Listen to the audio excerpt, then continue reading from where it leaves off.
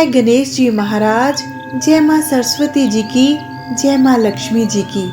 आप सभी भक्तों को दीपावली की हार्दिक बधाई हो। आप सभी पर माँ लक्ष्मी जी सदा प्रसन्न रहें। माँ सरस्वती जी का आशीर्वाद आप सभी को सदा मिले। श्री गणेश जी आपके जीवन में शुभ कार्यों का श्री गणेश करें। आप सभी का जीवन मंगलमय हो। दीपावली के शुभ पर्व पर आइए श्रवण करें माँ लक्ष्मी जी की कृपा की कथा कहानियों का। प्रेम और धैर्य से कथाओं का श्रवण करें। माँ लक्ष्मी जी अपार कृपा करेंगी। जय माँ लक्ष्मी जी की। तो कर लीजिए श्री गणेश जी को स्मरण, क्योंकि हम करने जा रहे हैं कथा का आरंभ। जय श्री गणेश। एक गरीब ब्राह्मण और माँ लक्ष्मी जी की कहानी। एक गांव में एक गरीब ब्राह्मण परिवार रहता था। उसके परिवार में उसकी पत्नी और 3 बेटियां थीं। ब्राह्मण का परिवार बड़ी मुश्किल से अपने घर का निर्वाह करता था, क्योंकि उनके घर के आगे थोड़ी सी जमीन थी। वहां पर उन्होंने फल सब्जियां लगा रखे थे। उन्हीं को बेचकर उनके घर का निर्वाह चलता था।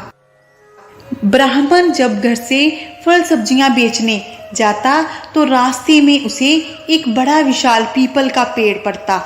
वो जाते समय भी उस पेड़ को पानी से सींचता और फलों सब्जियों को बेचकर आते समय भी उसी पेड़ को पानी से सींच देता। ऐसा करते करते उसे कितने दिन हो गए, समय बीतता चला गया। एक दिन वह बूढ़ा ब्राह्मण पीपल के पेड़ को पानी से सींच रहा था कि वहां से एक कन्या बाहर आई और वो छोटी सी कन्या बोली, पिताजी मैं भी आपके साथ चलूंगी। ब्राह्मण उस छोटी सी कन्या को देखकर डर गया और वहां से चुपचाप चला गया।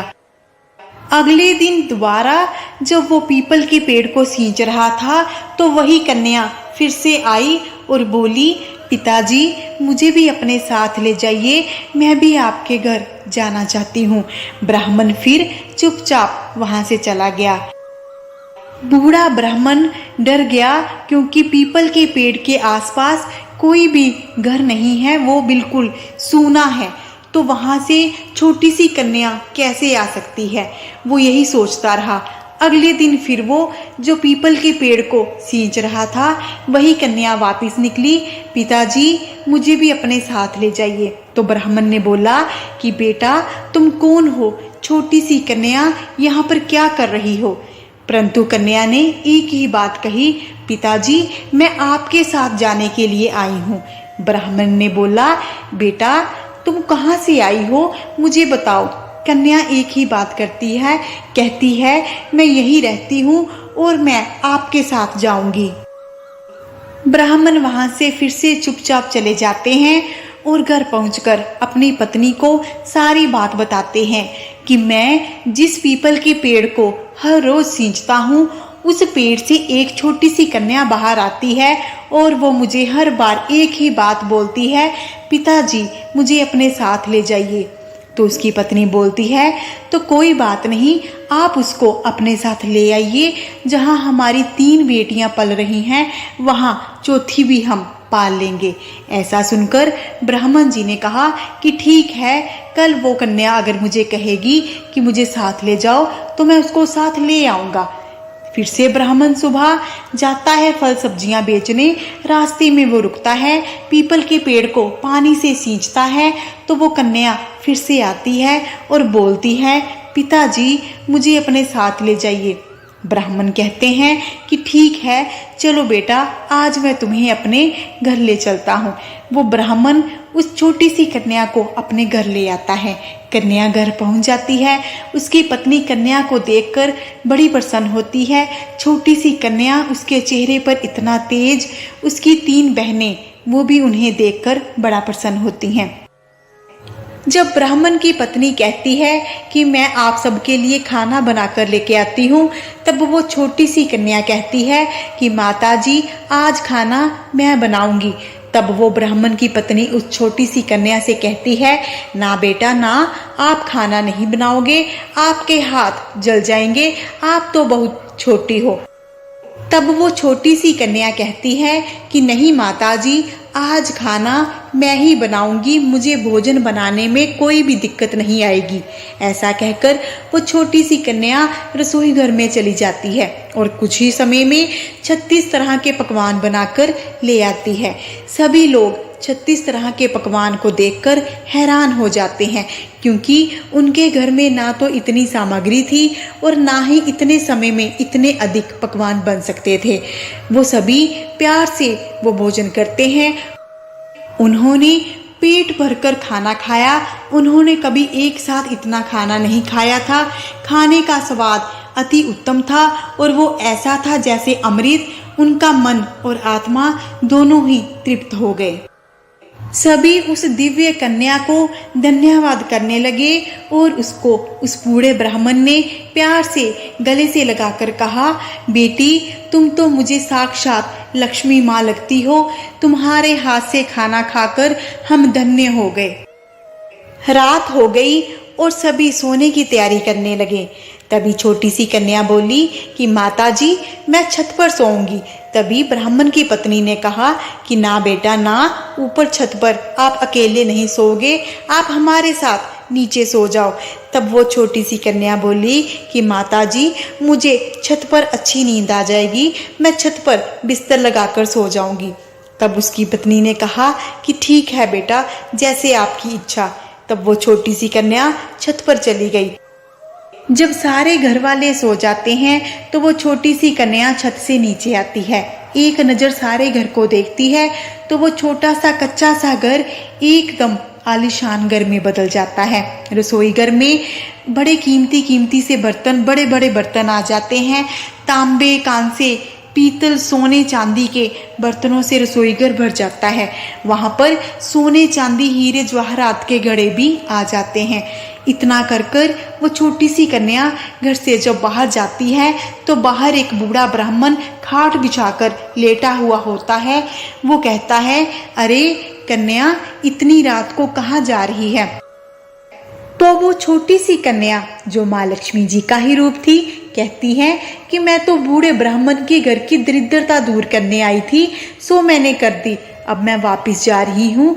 आपने भी अपने घर की दरिद्रता दूर करवानी है तो कहिए, मैं आपके घर की भी दरिद्रता दूर कर दूंगी। इतना सुनकर वो खाट पर लेटा हुआ बूढ़ा ब्राह्मण बोला, हाँ कन्या, जैसे आपकी इच्छा। तो वो कन्या उसके घर को भी एक नज़र भर के देखती है। उसका घर भी आलीशान महल की तरह हो जाता है। उसके घर में भी रिज़्क आ जाता है। तब वो कन्या चली जाती है। जब सुबह होती है, सारे घर वाले सदस्य उठते हैं तो वो अपने घर को देखकर हैरान हो जाते हैं। अपने रसोई घर को देखकर वो खुश हो जाते हैं। जब वो उस छोटी सी कन्या को छत पर ढूंढने जाते हैं तो उन्हें वो कन्या मिलती ही नहीं। जब वो अपने घर के बाहर आसपास देखते हैं तो बूढ़ा ब्राह्मण जो खाट पर लेटा हुआ था वो उन्हें बताता है कि एक छोटी सी कन्या रात को घर से बाहर जा रही थी। मैंने उन्हें रोका तो उन्होंने मेरे घर को भी आलीशान कर दिया, मुझ पर भी अपार कृपा करी। मुझे तो लगता है वो माँ लक्ष्मी जी का ही रूप थी। तभी सभी माँ लक्ष्मी जी का धन्यवाद करते हैं। तब से वे लोग उस विशाल पीपल के पेड़ को आस्था और प्रेम के साथ सुबह शाम पानी के साथ सींच कर आते हैं। हे माँ लक्ष्मी जी, जिस प्रकार आपने उन बूढ़े ब्राह्मणों के परिवार पर कृपा की, हमारे ऊपर भी कृपा करें, हमारा भी कल्याण करें। साहूकार की बेटी और माँ लक्ष्मी जी की कहानी। एक बार एक गांव में एक साहूकार था। साहूकार के घर के पास एक बड़ा सा पीपल का पेड़ था। साहूकार की बेटी उस पीपल के पेड़ को पानी से सींचती थी। प्रतिदिन वो ऐसा करती। ज्येष्ठ माह आया तो साहूकार की बेटी ने सोचा कि अब तो अत्यधिक गर्मी पड़ रही है, कहीं पेड़ खराब ना हो जाए। उसने सुबह शाम पीपल के पेड़ को पानी से सींचना शुरू कर दिया। एक समय जब वो पीपल के पेड़ को पानी से सींचकर लौटने लगी तो पीपल के पेड़ से आवाज आई कि कन्या, क्या तुम मेरी सहेली बनोगी? साहूकार की बेटी ने इधर उधर देखा, उसे कोई भी नजर नहीं आया। तब उसने पीपल के पेड़ की तरफ देखा तो वहां से एक सुंदर सी कन्या बाहर निकलती है। वो कन्या इतनी सुंदर होती है कि उसके चेहरे से नजर ही नहीं हटती। साहूकार की लड़की उस कन्या को देखकर खुश हो जाती है। इतनी सुंदर कन्या उसने आज तक पहले कभी नहीं देखी थी। साहूकार की लड़की ने उस कन्या से कहा, मैं तो आपको जानती भी नहीं, आप कौन हैं? तो वो सुंदर कन्या बोलती है कि दिन के समय मैं यही होती हूँ, मैं आपको हर रोज देखती हूँ, क्या आप मेरी सहेली बनोगी? परंतु साहूकार की बेटी चुपचाप वहां से चली जाती है। वो अपने घर जाकर अपने पिता से सारी बात कहती है। उसके पिताजी कहते हैं कि अवश्य वो कन्या माँ लक्ष्मी जी ही होंगी। बेटा, आप उनसे दोस्ती कर लो, उनको अपनी सहेली बना लो, आपको दिव्य आशीर्वाद मिलेगा। अगले दिन जब वो लड़की फिर से पीपल को सींचने जाती है, फिर से वो कन्या आती है और कहती है कि आप मेरी सहेली बनोगी। तब वो साहूकार की बेटी उस सुंदर कन्या से कहती है कि हाँ, मैं आपकी सहेली बनूंगी। तब वो सुंदर कन्या बोलती है कि कल मैं आपके लिए अच्छा सा भोजन तैयार करूंगी, आप जब आओगे तो अवश्य खाना। तब साहूकार की कन्या बोलती है कि आप मुझे भोजन के लिए निमंत्रण क्यों दे रहे हो? आप मेरे लिए इतना कष्ट क्यों उठाओगे? मेरे लिए भोजन क्यों तैयार करोगे? तब माँ लक्ष्मी जी उन्हें उत्तर देती हैं कि आप भी तो हर रोज सुबह शाम इस पीपल के पेड़ को सींचते हो, तो मैं भी आपके लिए भोजन तैयार करूंगी, प्रेम से भोजन बनाऊंगी। कल आप अवश्य आना और भोजन का सेवन करना। अगले दिन साहूकार की बेटी वहां पहुंचती है तो वो देखती है कि पीपल के पेड़ के नीचे तरह तरह के पकवान बने हुए हैं और उन पकवानों से मोह लेने वाली सुगंध आ रही है। लक्ष्मी माँ का रूप वो सुंदर कन्या साहूकार की बेटी से कहती है कि आप भोजन ग्रहण करें। वो उस कन्या को प्रेम से भोजन परोसती है। कन्या पेट भरकर खाना खाती है। साहूकार की कन्या माँ लक्ष्मी जी से कहती है कि उसने इतना स्वादिष्ट खाना आज तक नहीं खाया। माँ लक्ष्मी जी साहूकार की लड़की को लाल रंग की सोने से जड़ी हुई साड़ी देती हैं, सोने चांदी हीरे जवाहरात के आभूषण देती हैं। साहूकार की कन्या खुशी खुशी वो सब लेकर अपने घर लौट जाती है। घर पहुंचकर वो अपने पिता को सारी भेंट दिखाती है।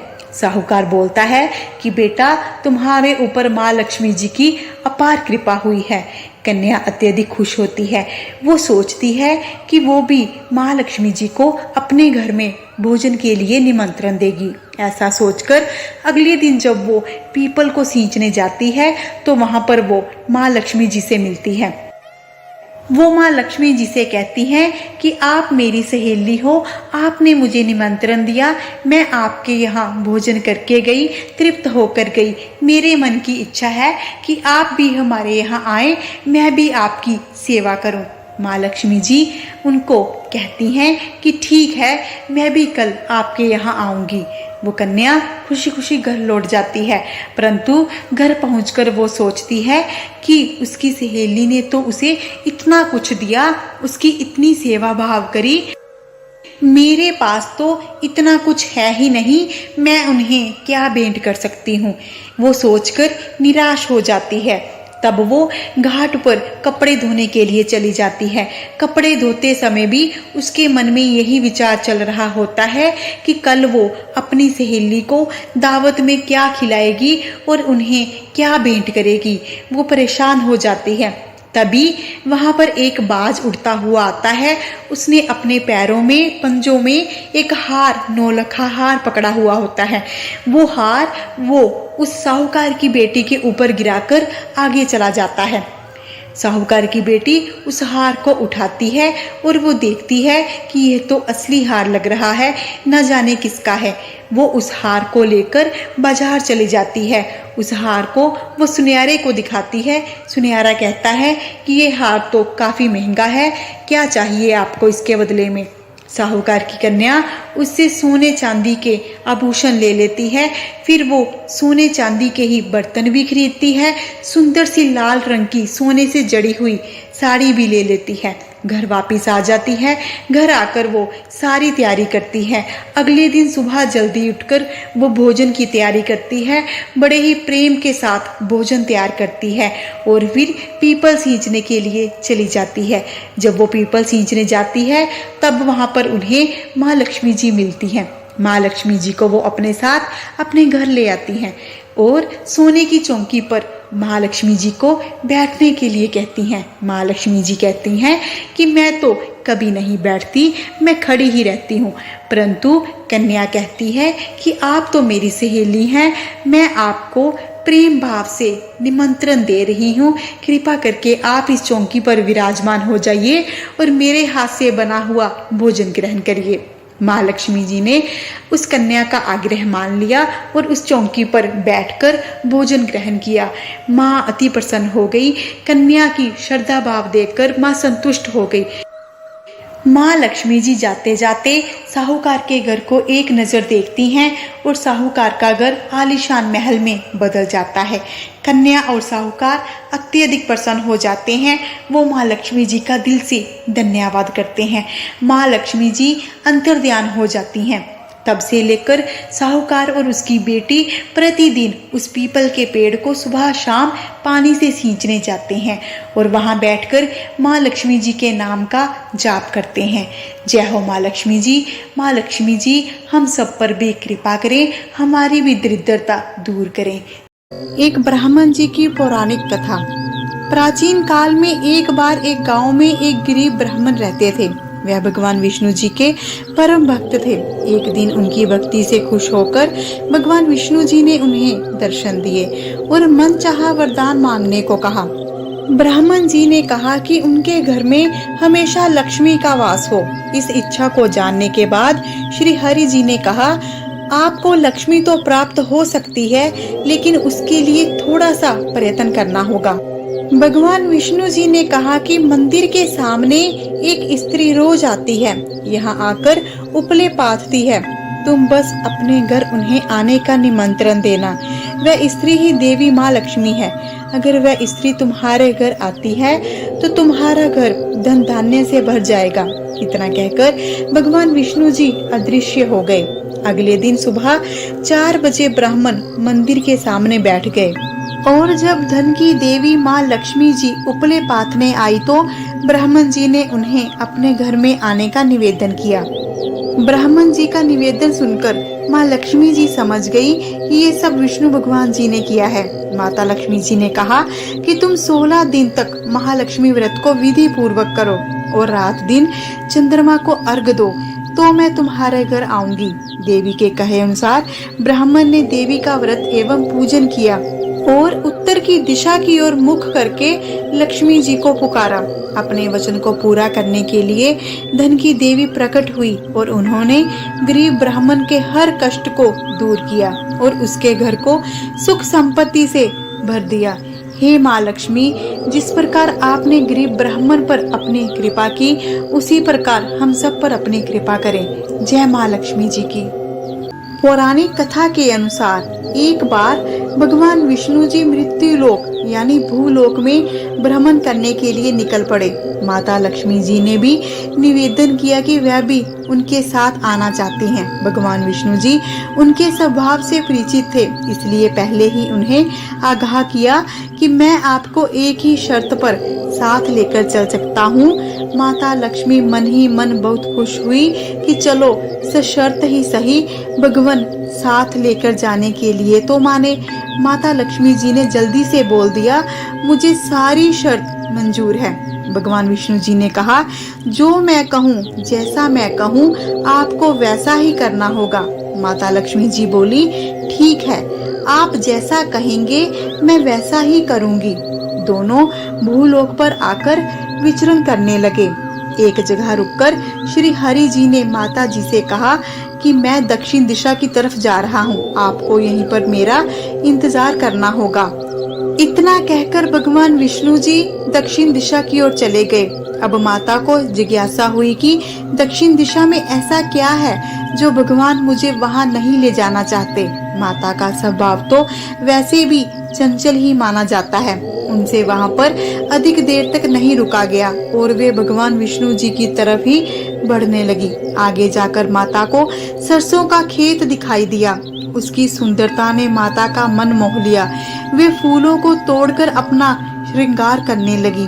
इसके बाद वे कुछ ही दूर आगे बढ़ी थी कि गन्ने के खेत में उन्हें गन्ने दिखाई दिए। उन्हें गन्ना चूसने की इच्छा हुई तो गन्ने तोड़कर उन्हें चूसने लगी कि भगवान विष्णु जी वापस आ गए।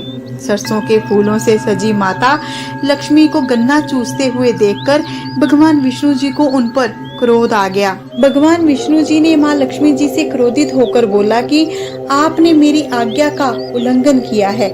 मैंने आपको वहाँ रुकने के लिए कहा था, लेकिन आप नहीं रुकी और यहाँ किसान के खेतों से फूल व गन्ने तोड़कर आपने अपराध किया है। इसकी आपको सजा मिलेगी। भगवान विष्णु जी ने माता लक्ष्मी जी को 12 वर्ष तक किसान की सेवा करने का श्राप दे दिया और भगवान विष्णु जी वापस विष्णु लोक चले गए। अब विवश माता लक्ष्मी जी को किसान के घर रहना पड़ा।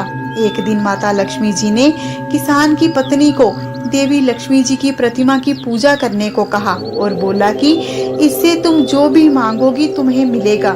किसान की पत्नी ने ठीक वैसा ही किया। उसने पूर्ण भक्ति भाव से विश्वास के साथ देवी लक्ष्मी जी की पूजा की और कुछ ही दिनों में उनका घर धन धान्य से पूर्ण हो गया। हंसी खुशी समृद्धि में 12 साल का समय बीत गया। जब भगवान विष्णु जी माता लक्ष्मी जी को लेने आए तो किसान ने माता को ना जाने देने का हठ किया। तब माँ लक्ष्मी जी ने किसान से कहा कि यदि वह कार्तिक कृष्ण पक्ष की त्रयोदशी से लेकर अमावस्या तक लक्ष्मी पूजन पूर्ण श्रद्धा भाव से करेगा तो माँ लक्ष्मी जी की उस पर कृपा सदा बनी रहेगी। ऐसा कहकर माँ लक्ष्मी जी भगवान विष्णु जी के साथ विष्णु लोक को चली गईं। जय माँ लक्ष्मी जी की। इन कथाओं का कथन करने वाले पर, श्रवण करने वाले पर, हुंगारा भरने वाले पर माँ लक्ष्मी जी सदा प्रसन्न रहें, सदा अपनी कृपा बरसाएं, अंधन के भंडारे भरे रहे, सुख सौभाग्य समृद्धि में वृद्धि हो। जय माँ लक्ष्मी जी की। वीडियो अच्छी लगी तो इसे दिल से लाइक करें, अधिक से अधिक अवश्य शेयर करें और पुण्य के भागी बने। चैनल को सब्सक्राइब कर लें, बेल आइकॉन को अवश्य प्रेस कर लें ताकि आपको हमारी आने वाली वीडियोस की नोटिफिकेशन मिल सके। मिलते हैं अगली वीडियो के साथ। अपना ध्यान रखें, खुश रहें, सुखी रहें।